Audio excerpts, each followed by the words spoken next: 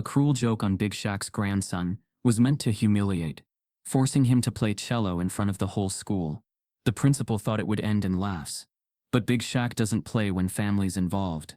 What started as a stunt turned into a battle that would shake the system from its roots, and no one was ready for what came next. Before we deep dive into this interesting story, subscribe to our channel, and tell us where are you watching from. Share in the comments below.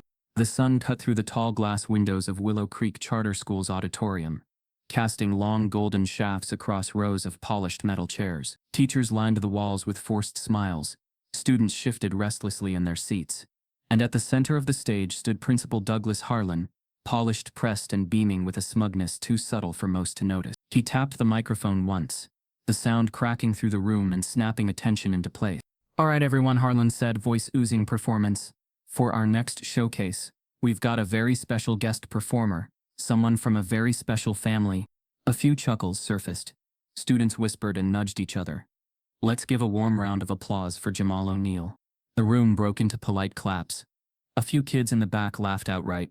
Jamal, 12 years old, skinny and reserved with wide brown eyes, slowly walked onto the stage, clutching a sleek cello that was far too big for his small frame. The instrument had been delivered to him that very morning. He'd never touched one before today. Shaquille O'Neal sat halfway back in the auditorium, 6'11" even when seated, his frame unmistakable. He watched quietly, hands steepled, face unreadable, but his jaw clenched, and one knee bounced. Jamal placed the cello between his knees. His fingers trembled as he reached for the bow. The room held its breath. He drew the bow across the strings. A high, wailing screech pierced the silence. Laughter exploded. Some students bent over in their seats. Teachers laughed, too. Some openly, some behind awkward coughs. Principal Harlan smiled wider and said into the mic, "Hey, at least he's trying, folks. We can't all be LeBron with a ball or Yo-Yo Ma with a bow, can we?" More laughter. Some of it uncomfortable. Some gleeful. Jamal froze, his cheeks flushing deep crimson. He looked around helplessly. Not at the students. At the adults. At the ones who were supposed to protect kids like him from moments like this. But none of them moved. None of them said a word. Except for one. Shaq rose. The room stilled again. Every eye turned toward him. He didn't say anything. Didn't make a scene. He just walked out. Quietly. Silently. Jamal, cello in hand, followed him a few seconds later, the laughter still bouncing behind them like a ghost they couldn't shake. Outside, the sun hit them hard. Shaq didn't speak right away. He just kept walking until they reached the parking lot. Then he turned, crouched down in front of Jamal, and placed a hand on his shoulder. "I'm sorry," Shaq said softly. Jamal blinked, startled. "You're sorry? But You did nothing wrong. What happened in there?" That wasn't about music. His voice was calm, but there was a storm brewing just beneath the surface. "That was a setup, and I saw it coming." Jamal looked down, shame simmering just below his eyes. Shaq's hand didn't leave his shoulder. "You know what the worst part is?" he asked. "It wasn't the kids laughing. It's that no one stopped it. Not one teacher. Not one staff member.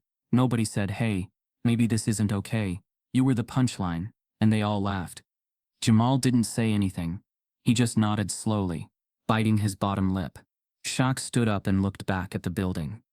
"You're not going back in there today." That night, Shaq sat alone in his study, his massive hands folded under his chin. The house was quiet, too quiet. On the wall hung jerseys from a different life, trophies and photos that told the story of a giant who had conquered the courts.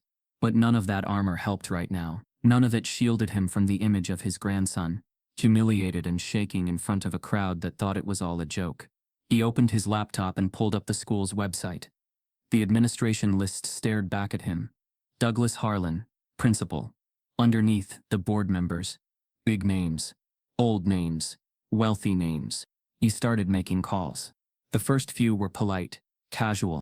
Then he started digging. Next morning, Shaq walked Jamal to the car personally. Simone, Jamal's mother, stood by the door watching them. Her arms were crossed, jaw tight. "You gonna handle this?" she asked. Shaq nodded. "It's handled already. Just not loud yet." She looked at him for a long second. "Make it loud." Back at the school, Principal Harlan sipped coffee from a mug that said, "World's okayest boss." He glanced out the window and spotted Shaq stepping out of his car, dressed, not in sweats, but in a tailored navy suit that made his presence even harder to ignore. He wasn't smiling.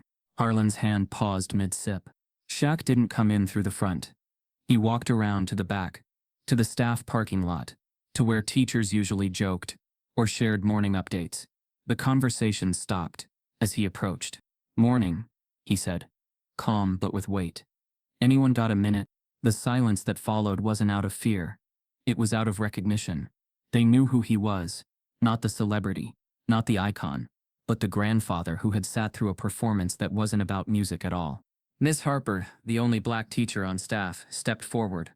"I do," she said. Shaq nodded. "Good. We need to talk." Inside the school, Principal Harlan paced his office. He'd underestimated something. He wasn't sure what yet, but it was coming for him. Slow, steady, undeniable. What he didn't know, couldn't know yet, was that Shaq's reach went far beyond basketball courts and endorsement deals. Shaq didn't just have money, he had weight, social, moral, cultural. And when that weight shifted, people noticed. The cello still sat backstage, untouched. A joke, they'd called it, but the joke was over.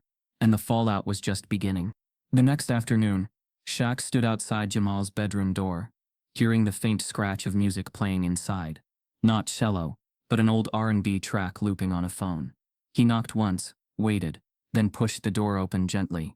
Jamal sat on the bed, legs crossed, face half hidden under a hoodie. His shoulders were hunched, the look of someone trying to fold himself small, to disappear. Shaq entered, sinking his enormous frame into the desk chair across from the bed, the room suddenly feeling half its size. "Hey, champ," Shaq said softly, hands resting on his knees. Jamal gave the faintest nod but didn't lift his head. "Rough couple days, huh?" Shaq leaned forward, elbows on his thighs. "You know, when I was your age, I was clumsy as hell, couldn't dance, couldn't shoot, couldn't even run right. People laughed. I remember that feeling, Jamal. I know it's heavy." Jamal sniffed, voice muffled from under his hoodie. "It's not the same." His fingers twisted at the edge of his sleeve. They set me up. They knew I didn't know how to play. It wasn't just a joke." Shaq let the silence stretch, nodding slowly. "No, it wasn't. You're right." He stood, moved to kneel beside the bed, this massive, global figure shrinking himself down to eye level with his grandson. "You listen to me, okay? You didn't fail. They failed you. And we don't stay down when people try to break us. We rise from this." His voice was calm but carried steel beneath the warmth. "We rise together." That night, while Jamal finally drifted into a restless sleep, Shaq sat downstairs at the dining room table with Simone, Jamal's mother. She tapped her fingers against a mug of tea, eyes tense and tired. "They won't care, Shaq," she muttered. "The board, the teachers, the principal. They'll spin it. They'll say it was a harmless mistake." Shaq rubbed his jaw. "Then we won't let them spin it." He opened his laptop, pulling up the school's administration page. Names scrolled down. Douglas Harlan, principal. Patricia Colville, board chair. Gregory Winfield, board treasurer. Old names, old money. Shaq's fingers hovered over the keys, a slow, deliberate breath filling his chest. "I need to know who's been letting this kind of thing slide, and for how long." The next morning, Shaq drove Jamal to school himself. He walked his grandson up to the front doors, all 6'11" of him towering above the neatly trimmed hedges and brick facade. Teachers watched from inside as Shaq leaned down to Jamal. "I'll be back at pickup," he said softly. "Hold your head up, okay?" Jamal nodded, a flicker of resolve lighting his eyes. But Shaq didn't leave. He circled around to the back lot where staff cars were lined up. He waited, arms crossed, until he spotted Miss Harper, the art teacher known for her kindness, the only one who hadn't laughed that day. "Miss Harper," Shaq called, his voice low but unmistakable. She turned, blinking in surprise. "Can we talk?" They sat on a bench near the garden, the morning sun casting long shadows. Miss Harper spoke in careful tones. "Mr. O'Neill, I'm sorry for what happened. I wish I could say I was surprised, but," she sighed, folding her hands.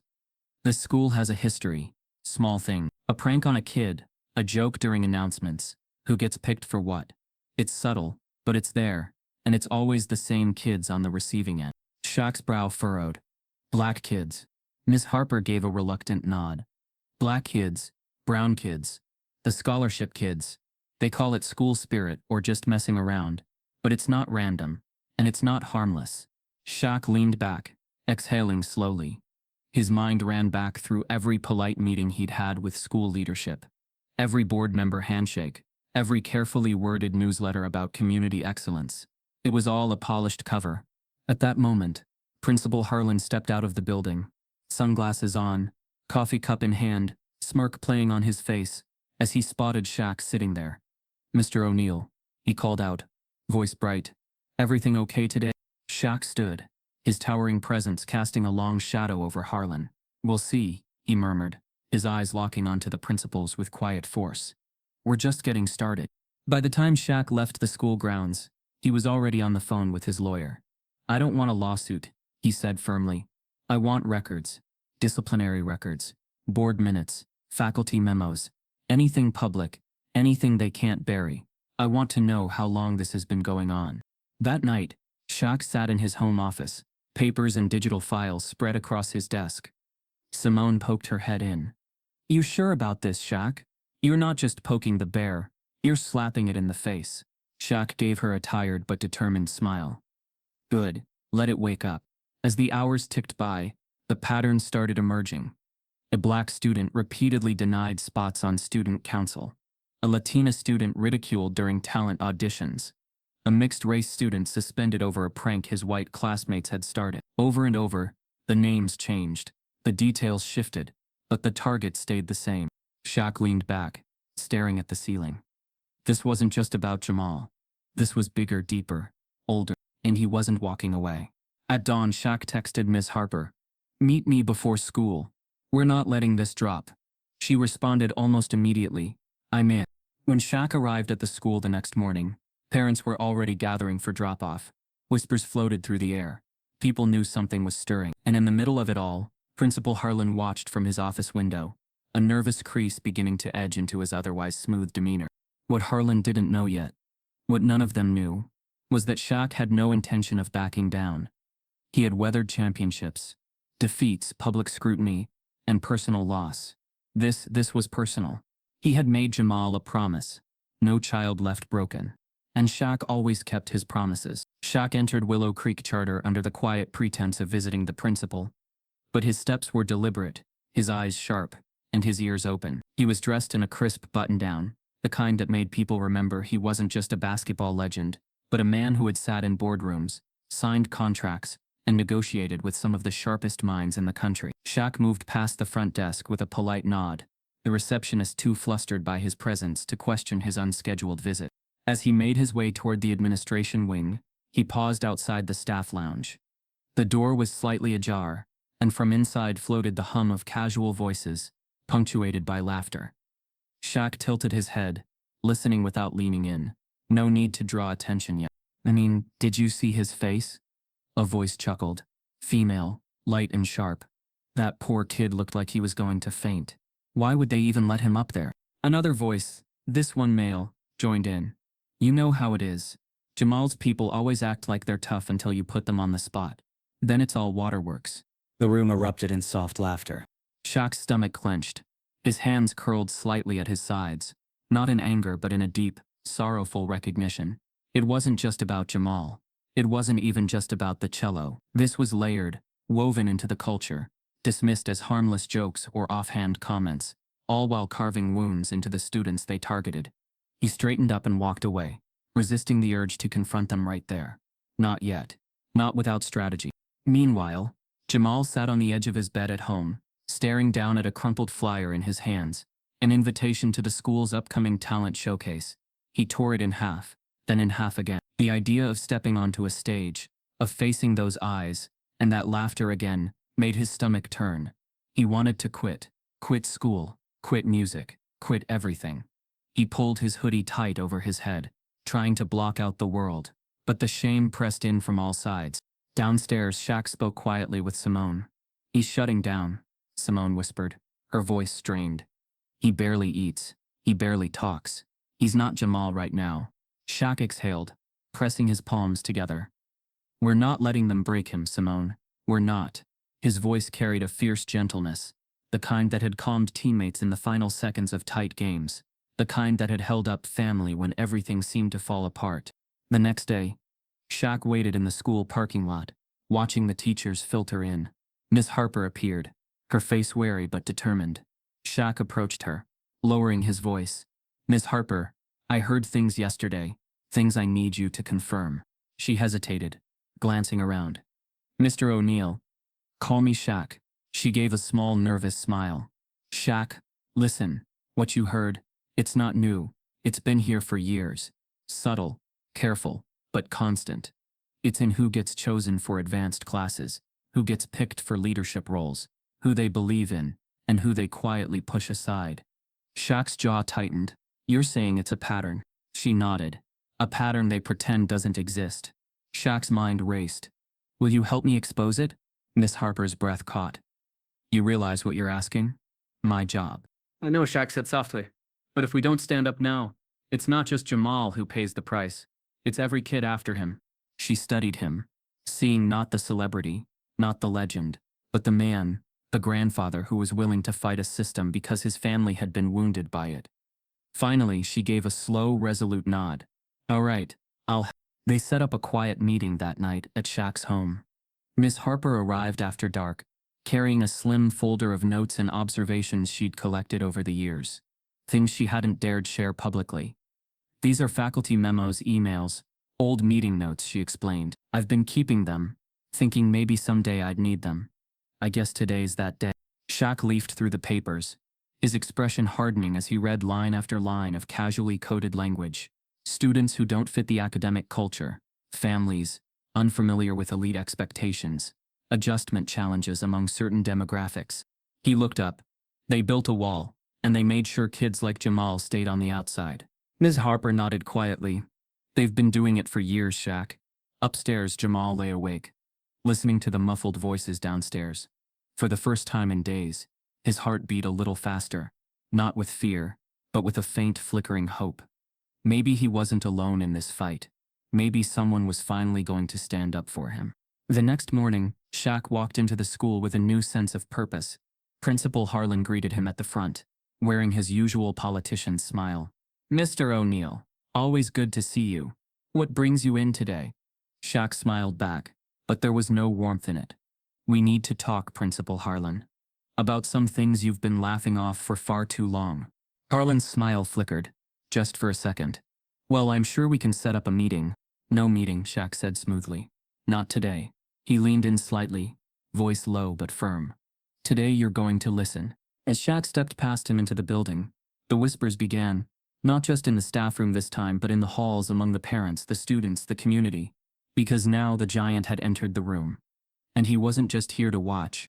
Shaq's SUV rolled slowly through the winding streets of the Willow Creek neighborhood, sunlight bouncing off the hood, as he took in the carefully manicured lawns, the crisp rows of identical houses, and the picture-perfect front porches. It all looked peaceful from the outside, but as Shaq knew too well, a polished surface could hide deep fractures. He wasn't here to admire the landscaping. He was here because something in his gut told him Jamal's experience wasn't an isolated incident, and Shaq had learned to trust his gut. He parked near a modest house where a woman stood in the driveway, arms crossed, eyes wary. This was Michelle Warren, mother of Olivia Warren, a scholarship student Shaq had heard about through Miss Harper. Olivia had been publicly mocked during a school debate after fumbling a line, and while the school dismissed it as playful banter, the girl had quietly dropped out of the debate team 2 weeks later. Shaq approached slowly, hands raised in a gesture of openness. "Ms. Warren, I'm Shaquille O'Neill." She gave a tight nod. "I know who you are." Her voice held the edge of someone used to protecting herself. "What do you want?" "I want to listen," Shaq said softly. "I want to understand what's happening to our kids." For a long moment she stood frozen, eyes scanning his face for signs of empty promises. Finally, her shoulders slumped just slightly. "Come inside." Inside the house they sat at a worn kitchen table, while Michelle poured coffee. Her words came in halting bursts at first, but once she started the dam broke. She spoke of Olivia's slow loss of confidence, the way teachers seemed quick to doubt her answers, the way group projects always left her out, the casual jokes about her coming from the other side of town. Shaq listened carefully, his massive hands cradling the coffee cup he barely touched. His heart ached as he heard the patterns repeated. Not just Jamal's story, but a wider, deeper web. Next, he visited the Ruiz family down the block, whose son Diego had been passed over twice for advanced math placement, despite perfect grades. They told us he wasn't quite the right fit, Mrs. Ruiz said, her voice shaking with restrained anger. What does that even mean? We tried to push back, but they made us feel like we were causing trouble, like we were imagining things. Each visit painted a clearer picture. Students of color held at arm's length, not with overt cruelty, but with small, cutting dismissals disguised as school spirit, tradition, or policy. 1,000 little paper cuts. By the end of the day, Shaq sat on the hood of his SUV, watching the sun dip behind the houses, his mind heavy with the weight of the stories he had collected. He dialed Ms. Harper. "You were right," he said quietly. "This runs deep." "I wish I was wrong," Ms. Harper replied on the other end. "What are you going to do now?" Shaq exhaled slowly, his breath fogging in the cool evening air. "We're going to make it impossible for them to keep pretending." Meanwhile, inside the pristine office at Willow Creek, Principal Douglas Harlan sat at his desk, tapping his pen anxiously. An envelope had arrived that afternoon, slipped under his door with no return address. Inside was a single slip of paper. "You're being watched." No signature. No explanation. Harlan's fingers twitched as he reread the note. His mind raced through every conversation, every staff room joke, every closed-door meeting. Who knew? Who was pulling at the threads? He rubbed his temples and tried to steady himself. This was just a scare tactic. He could handle this. He always had. Back at home, Shaq gathered Simone and Jamal at the dinner table. "I'm going to be busy the next few days," he said, his voice low and steady. "I want you both to know, this isn't just about us anymore.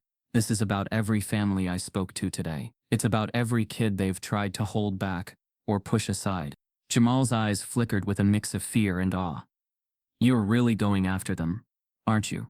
Shaq reached over, ruffling Jamal's hair gently. "You better believe it." That night, Shaq sat at his desk pulling together notes, contacts, and the names of every parent who had spoken to him. His determination was no longer just personal. It was communal. He knew the school board would try to deny, deflect, and protect itself. But he also knew something they didn't. He had a voice big enough to be heard. As midnight approached, Shaq typed out a simple message to Ms. Harper. "We're not backing down. We're just getting started." He leaned back, staring at the ceiling. His body was tired, but his mind burned with resolve. This was the kind of fight that mattered.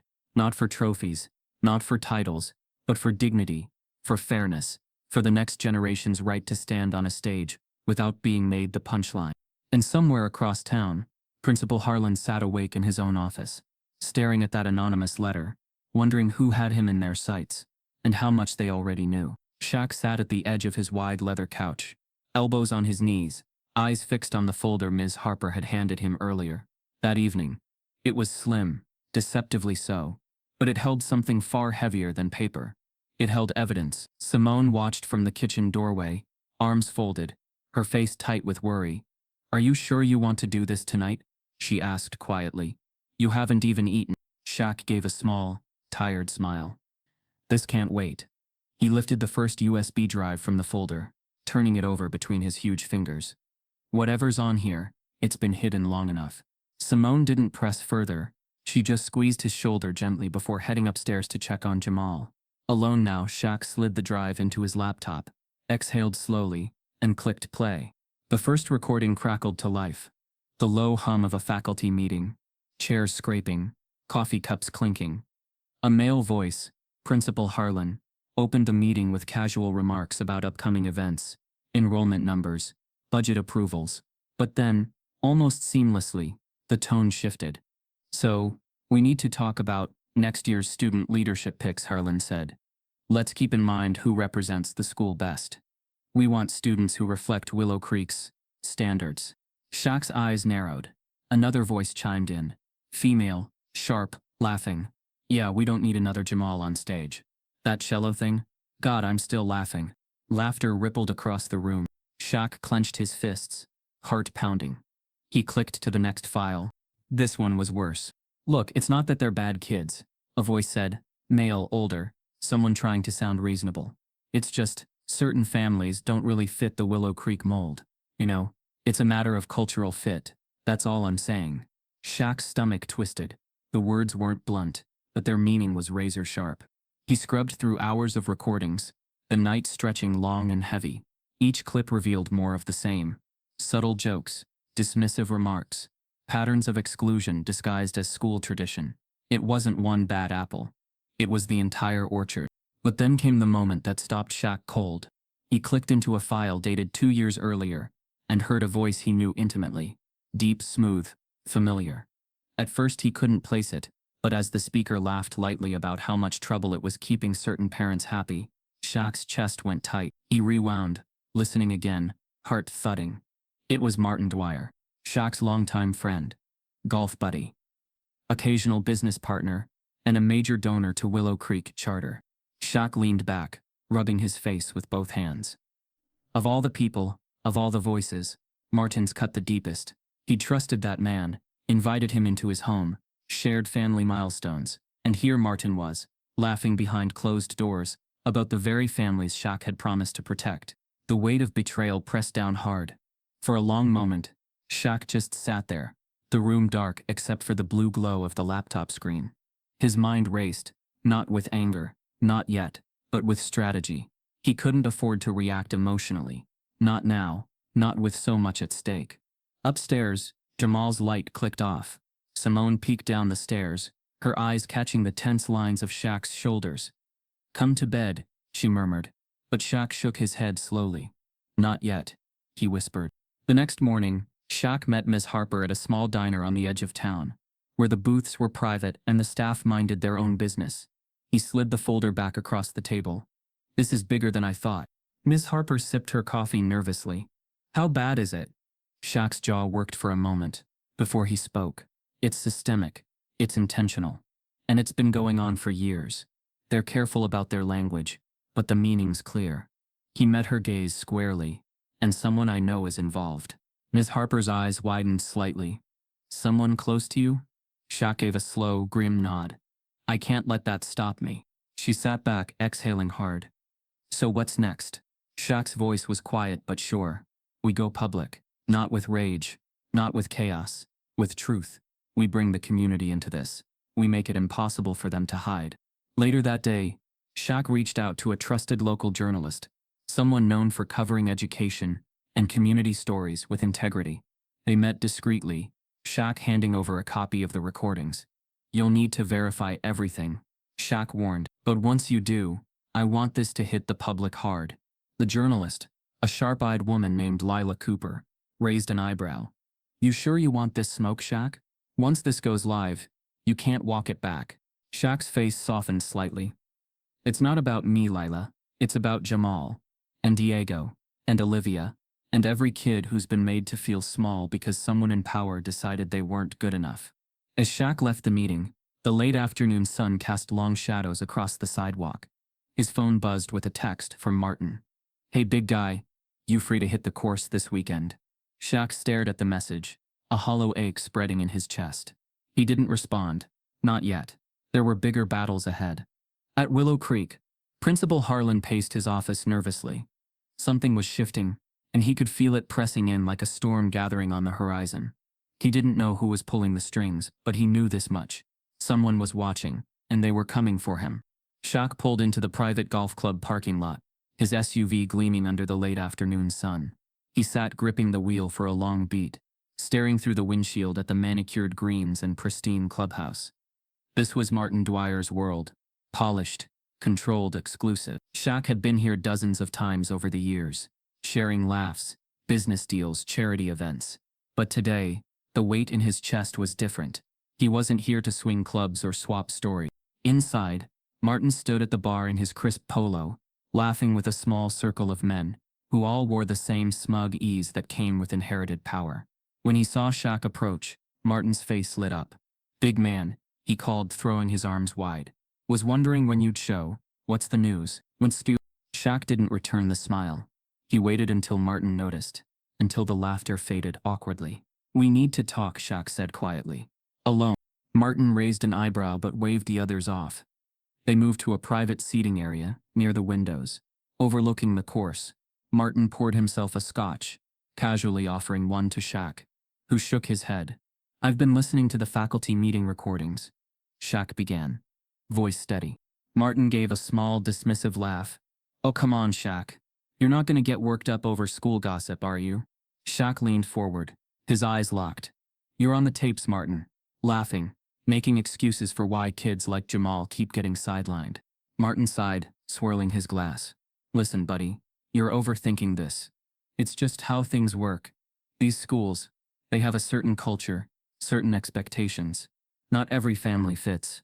Shaq's fists clenched on his knees. You're telling me racism is just how things work? Martin's expression hardened slightly. Don't be dramatic.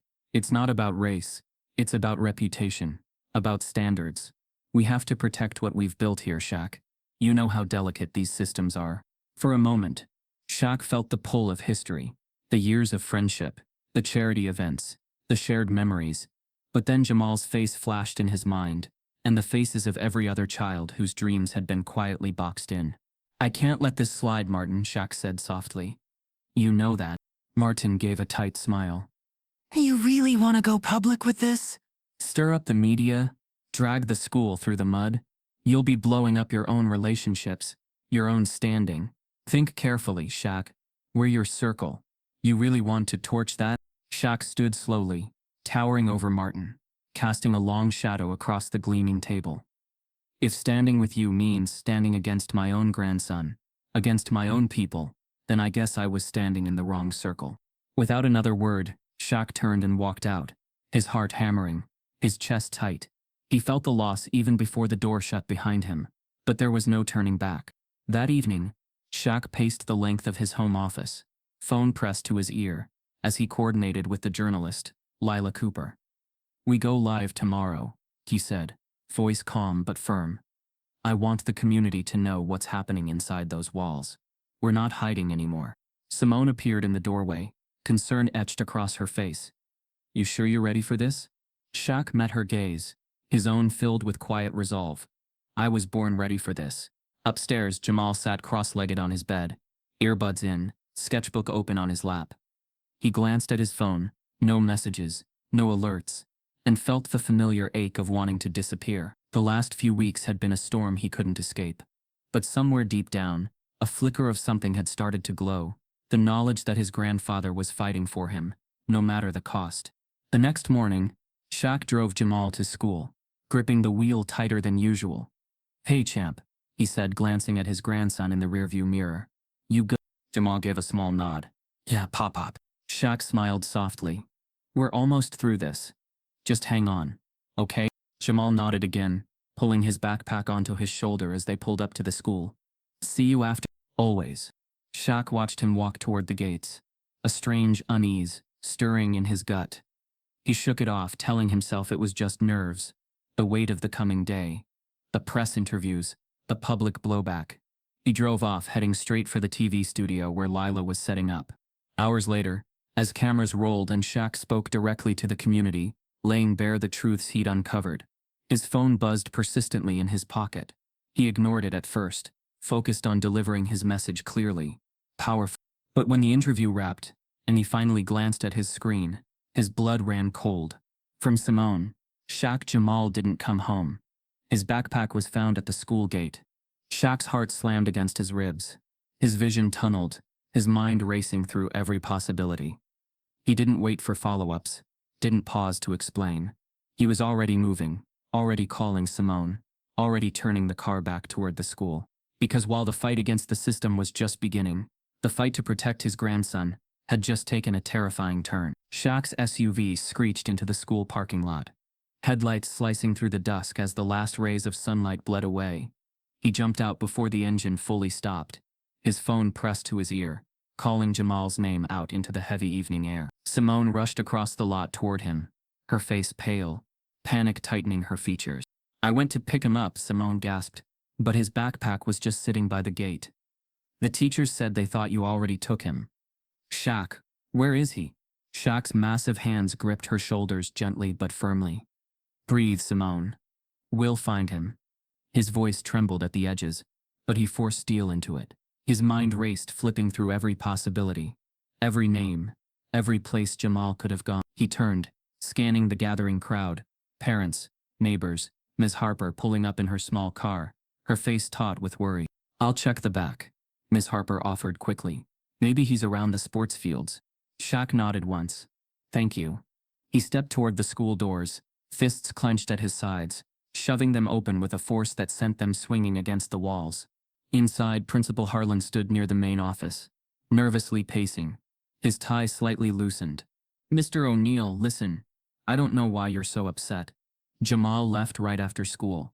I assumed you were picking him up. Shaq loomed closer, his voice dangerously low. You knew he was upset after this morning, and you just let him leave alone? Harlan raised his hands defensively, beads of sweat collecting at his hairline. I didn't think, he didn't seem, it's not my responsibility to. Shaq's eyes flashed.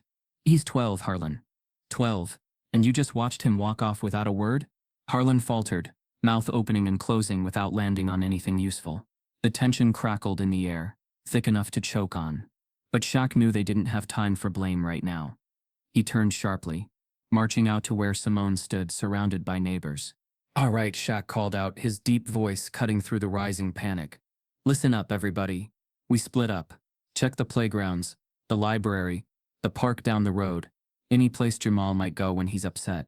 We don't stop until we find him. As the search parties fanned out into the night, Shaq took the lead down toward the school's side streets, Simone beside him, her breath hitching with every step. What if something happened, Shaq? She whispered, her voice breaking. What if? Shaq shook his head sharply. No. Don't go there. Jamal's smart. He's strong. We'll find him. He squeezed her hand tightly, his own heart pounding hard enough to make his chest ache. Miss Harper caught up with them, her flashlight darting over bushes and playground corners. I checked the sports fields. Nothing. Called the police too. They're on their way. Shaq nodded grimly.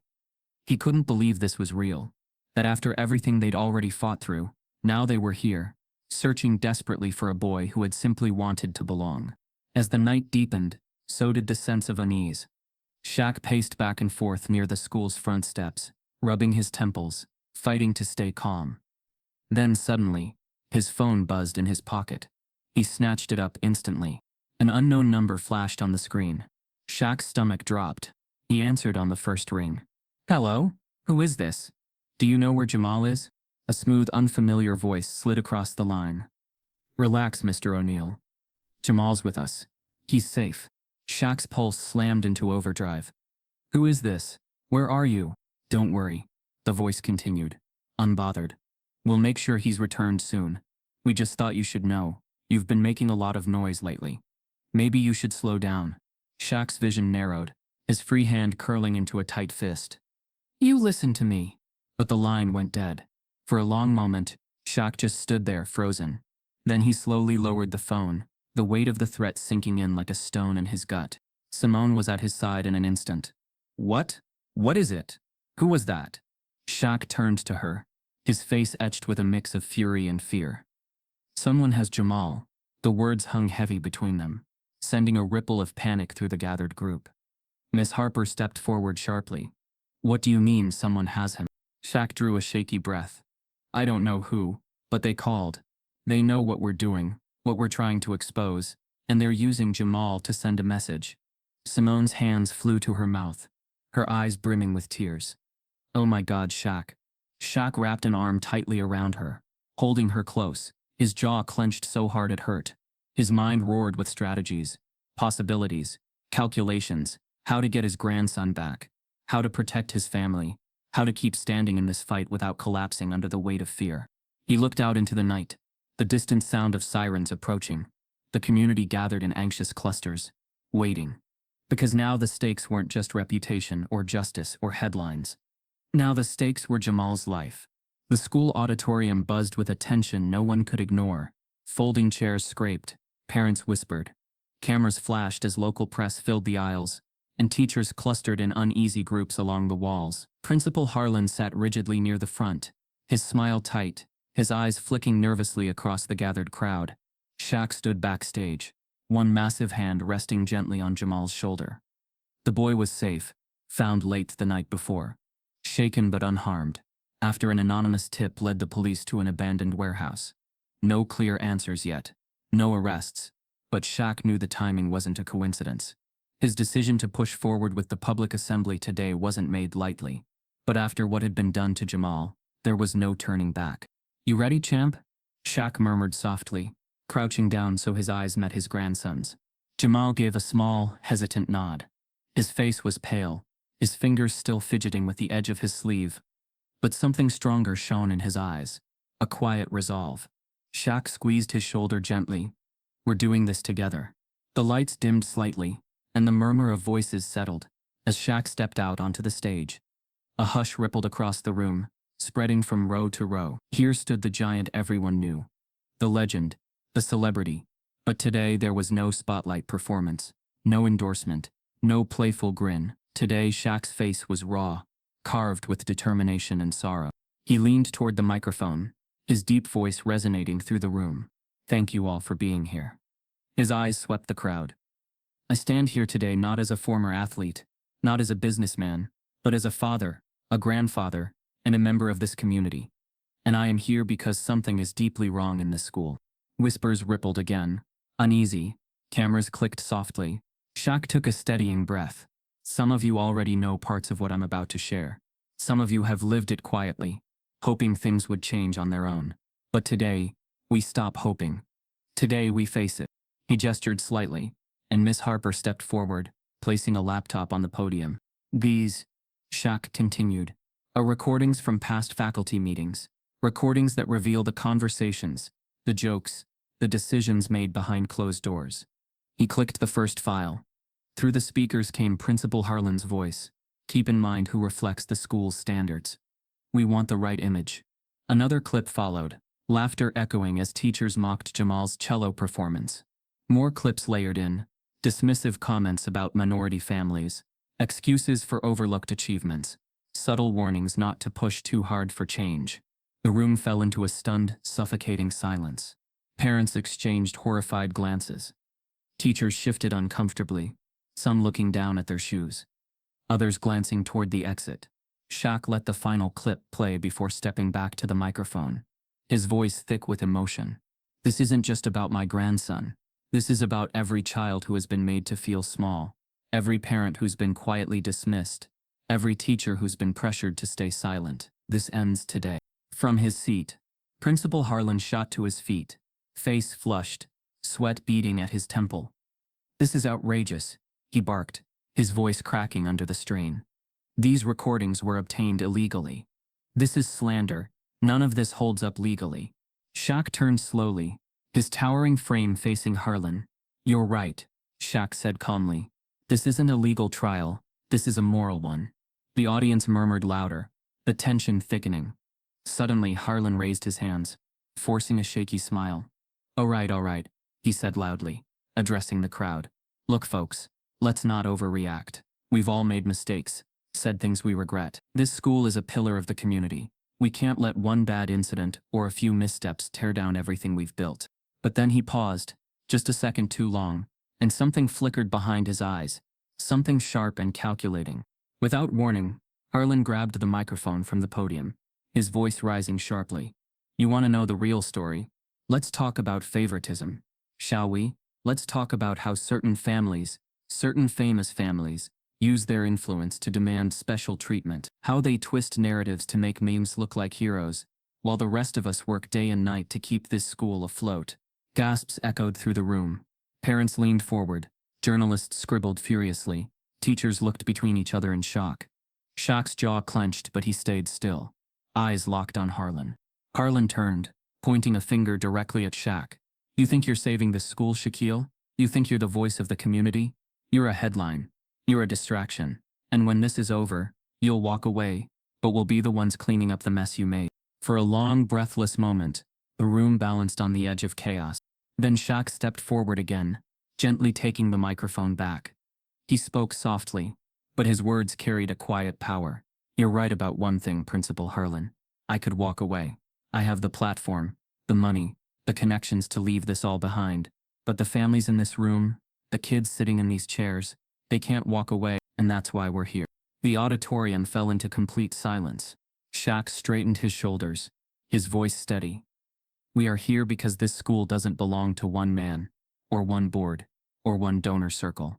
It belongs to this community. And today the community is taking it back. Slowly, hesitantly, a ripple of applause began.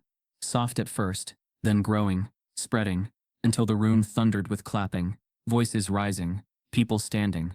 Harlan backed away, pale, his mouth working but no words coming. He knew, in that moment, he knew, his hold had cracked. But Shaq felt no triumph, only a deep, steady resolve, because he knew the hardest part was still to come. And as the cheers echoed around him, his phone buzzed once more in his pocket. He glanced down. One text. "You think this is over?" The sun rose golden over Willow Creek Charter, casting long light beams across the school lawn, where families gathered, voices buzzing with a strange mixture of excitement, tension, and hope. This was no ordinary school day. This was the day the entire community had been waiting for. The day after the assembly that had shaken the walls. The day after Principal Harlan had been forced to hand in his resignation. The day when the students, teachers, and parents would face the dawn of something entirely new. Shaq stood near the steps of the auditorium, his broad shoulders draped in a simple blue suit, his massive hands folded calmly in front of him. Simone stood at his side, her eyes glistening, her arm lightly hooked through his. Jamal, dressed in a crisp white shirt and dark slacks, stood just a few paces ahead, clutching the polished cello that had once been a symbol of his public embarrassment, but now rested firmly under his own terms, by his own choice. The school board had moved quickly after the assembly, faced with undeniable evidence, community outrage, and a surge of media pressure. They had no choice. Principal Harlan was out. Several long-protected policies were immediately suspended, pending reform. And the families who had long felt silenced, the Warrens, the Ruiz family, and so many others, were suddenly finding their voices rising together. Shaq took a deep breath as parents approached him, shaking his hand, clapping him on the back, offering words of gratitude. He smiled warmly, but inside, a part of him remained tight, aware that while this battle had reached its turning point, the war was far from over. Still, today belonged to Jamal. Today belonged to the kids. Inside the packed auditorium, rows of chairs were filled with students, teachers, local leaders, and press, all waiting for the school's special reconciliation assembly. At the center of the stage, a single chair and music stand waited, the cello already in place, gleaming under the stage lights. Shaq sat in the front row beside Simone, his heart pounding not with fear this time, but with fierce, unshakable pride. He glanced at Jamal, who sat quietly, eyes closed, taking steady breaths. "You okay, champ?" Shaq whispered. Jamal opened his eyes, the corners of his mouth twitching into a faint but genuine smile. "Yeah, Pop-Up, I'm okay." The principal pro tem, Ms. Langley, took the microphone and addressed the crowd. "Today we acknowledge the hurt caused, the lessons learned, and the work ahead. But most of all, we center the voices of those most impacted. And today that voice belongs to Jamal O'Neal." A hush fell as Jamal walked calmly to the stage, carrying the cello with quiet determination. Shaq felt his chest tighten, Simone's hand gripping his tightly. Cameras clicked, breaths were held, and for a moment, it seemed like the entire room balanced on a delicate edge. Jamal sat, adjusted the cello between his knees, lifted the bow and drew the first note. It was soft, almost tentative, a trembling start, but as the sound filled the space, it steadied, grew stronger, expanded outward. Shaq felt his throat tighten as the music wrapped around them all, not as a performance for approval or applause, but as a reclamation, a quiet declaration that Jamal would no longer be anyone's punchline. He was here, fully, wholly, unapologetically himself. The last note hung in the air like a shimmer, then slowly dissolved into a silence so deep it felt sacred. And then the room erupted, not in polite clapping, but in thunderous, genuine applause. Shaq rose slowly to his feet, watching Jamal stand and give a small, proud bow. He saw Miss Harper wiping her eyes, saw parents embracing one another, saw kids cheering from their seats. Simone pressed her face against his shoulder, and for a moment Shaq let himself feel the weight of victory. Not a championship ring, not a trophy, but something far deeper, justice stepping forward. But just as Shaq turned to hug Simone, his phone buzzed sharply in his pocket. He frowned, pulling it out, his heart giving a small, wary jolt. One new message. He opened it. "Congratulations, Shaq, but this is only one school. Are you ready for what's next?" Shaq's breath caught. He turned slowly, scanning the crowd, his eyes narrowing slightly. No signature, no clue, just a warning, or maybe a challenge. He closed the message, his jaw setting, his mind already shifting gears. Simone touched his arm. What is it? Shaq gave her a small, steady smile. Looks like we've got more work to do. As Jamal rejoined them, beaming with quiet pride, Shaq wrapped an arm around his grandson's shoulders and held him close. Today they had taken back one stage, one school, one community. But tomorrow they would face the larger fight. And Shaquille O'Neal, father-grandfather, giant, had never been more ready. If this story stirred something in you, don't let it stop here. Carry the conversation into your schools, your neighborhoods, your homes. Every child deserves more than silence. They deserve champions who refuse to look away. Change doesn't wait for permission. It rises when ordinary people decide enough is enough. Stand up, speak out, and become the force that shifts your own community's story.